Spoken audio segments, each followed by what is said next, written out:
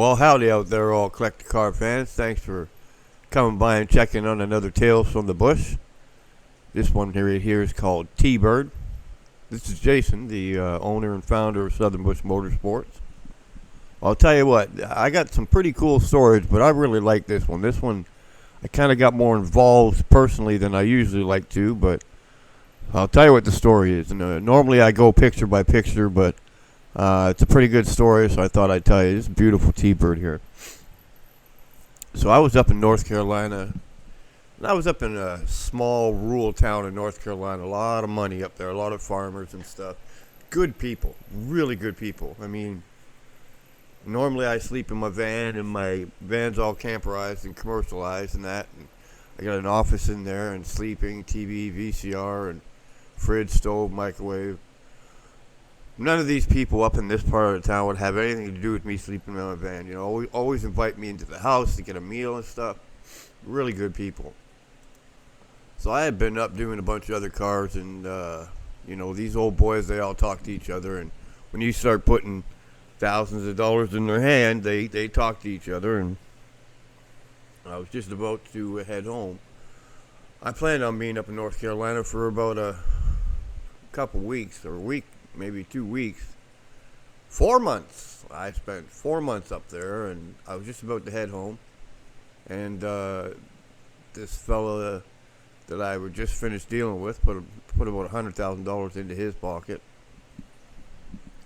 He said, I got a buddy that wants you to come see him. He's got a bunch of cars. I was like, oh, Lord have mercy. Well, this is part of the business. I can't just walk away. I'm already all the way up here. So I get over to his place, and he lives on this really big piece of rural property, and he leases out his property to grow corn. So he definitely was an avid car collector. He didn't have too many favorites of the brand of cars that he collected. He had all kinds of stuff, and they get told that I come out there and take pictures of the cars, and it's simple. You tell me what you want for the car. If I think it's a fair price, that's what you're going to get for the car, cash. What I get for the car is none of your business. You don't worry about that. You tell me you want $50,000 for a car. If I feel it's fair, exactly what you're going to get. If I sell the car for more, well, it's par for the course. So I got to work hard to do this. So he let me take pictures of a bunch of cars he had and all that stuff. And I knew that there was this big building. It's almost like a barn building. And I had been out there for about 3 days. And he said, well, you sure have done a good job. I want to show you something. And he brought me over to this barn. He opened it up. There must have been 30 cars in there. And I was like, oh, God. All right, I'm probably going to have to call home and tell him I ain't going to be home for another week. So I start going through this, and, it's just weird. He just kind of collected the things that he wanted. But inside the very front of the barn was this T-Bird. And it had been there. He told me it had been there since the 80s. It hadn't moved from that spot. When I got to it, the tires were all flat, but I just could not believe how solid this car was, how original looking this car was. When I got to talk to him about it, he said this car has never been restored. It's never been touched. It's been sitting in this corner since the 80s. And he told me a bit of a story about that. Some people were in trouble and they needed money, and I bought the car off him. I didn't really need it. He's an insurance guy, and he ended up parking the car in this building. Look at that interior. Gosh. Anyway, so as part course in the agreement that I with him is I get all the cars out.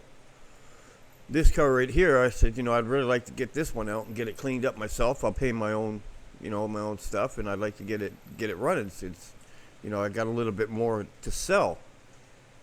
I don't want to just sell it as I don't know if it runs. So I got the car out, spent my own time on it, cleaned it all up, shined it all up, got that paint just so beautiful. And it's so the way they sprayed those cars back then with that lacquer paint, just a thick paint. It's almost like a bullet could deflect it.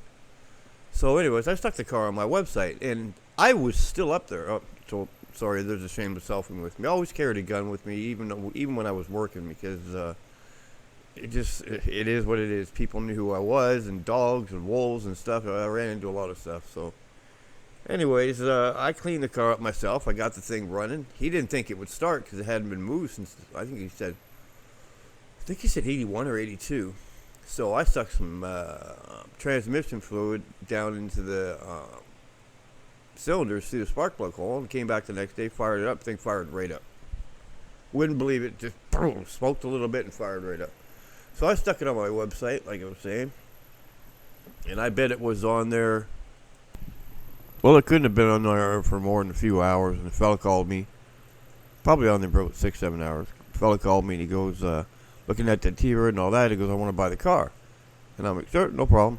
And he goes, I don't want anyone else looking at it. He goes, I'm ready to send the money now. And I'm like, well, obviously I got a lot of street credit and I'm incorporated business and stuff, but you really can't act like that, like just send anybody money. There's a lot of scams out there. He goes, no, I follow you. I know who you are. I want that car. And I don't know. The guy just seemed really pushy about it. So I said, I'm pulling the car out and cleaning it up and starting it running. He goes, here's what I need you to do. I'm going to buy the car. I'm going to give you what you're asking for it. I'm going to send you $5,000 extra. I want that car up and running, cleaned. This is why all the cleaning products were out there. I want the car cleaned and looking good. He goes, I got a reason for it. So he did. He actually sent me the extra money and sent me the money for the car within an hour of talking to the guy. And that's why I had the car out there and I was really cleaning it up, getting it all shined up. So I called the guy and I said, okay, here's some pictures of the car. And, the car looks good. I got it all detailed up and stuff. It had been sitting for, 40 years, 30 years. And he goes, okay, so here's the deal. Does the guy that owned that car own a car insurance company? And I said, well, I don't know how the hell you knew that, but yep. And he goes, is his name Larry? And I said, hold on a second here. And the guy just happened to be standing beside me. And I said, talk to this fellow on the phone. So they got talking, and son of a bitch, if it wasn't the guy he sold the car to. And they got jibber-jabbering on the phone. He handed me the phone back, and I said, you guys mind telling me what the hell's going on here? He goes, I got married in that car.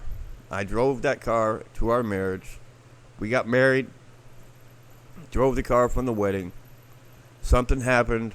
There was a health thing, and I needed to dump the car quick. The last person I had talked to was the insurance agent. For some reason, I thought about him, and I told him what was going on. He said, oh, okay, I will agree to buy the car to help you out with your medical expenses. And I guess this couple was pretty young then. That was quite a while ago. So there's obviously some history with this car. And he said to me, look, here's the thing. I need to get that car delivered to Nebraska. And I said, well, there's no problem. I can arrange shipping for you.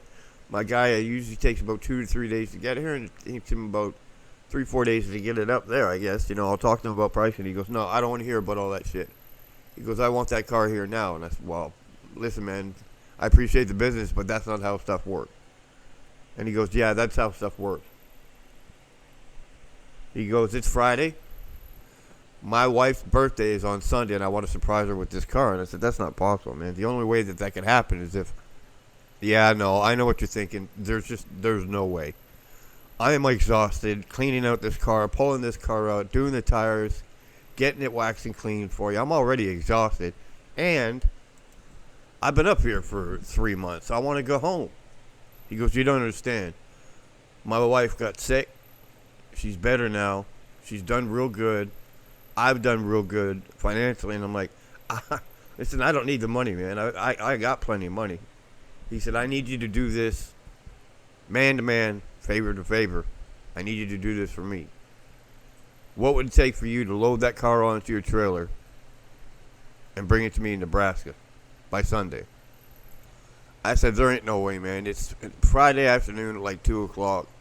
I'm looking on my computer right now inside my van, and that's a 22-hour drive. Plus, you're talking about mountains and stuff like that. I'm hauling a trailer with this big old heavy car. I literally would have to drive through the night for 2 days to get it to you with no sleep. He's like, could you do it? And I said, well, yeah, I could do it, but he goes, money's not an object. And I said, it's not about money. It's about my safety, He goes, I'll give you $25,000 cash if you get in your van, load that car on the trailer, and bring it to me. And I'm like, okay, done. I'm a businessman. I'm not stupid. Money is money. And I'm like, why do you want this car so bad? And he's like, because we got married in that car, and I had to sell it in an emergency, and I want my car back. And my wife, that's all she ever talks about is this car. She shows pictures to everybody about this car. He goes, make this happen for me, will you? I said, all right, man. Transfer me the money, wire transfer me the money, whatever you got to do. I said, I'll clean up what I'm doing right here, and I'll get in the car, and I'll drive all night. You're paying me the $25,000. Lord only knows what happens on the road, but I'll do my best to get it to you.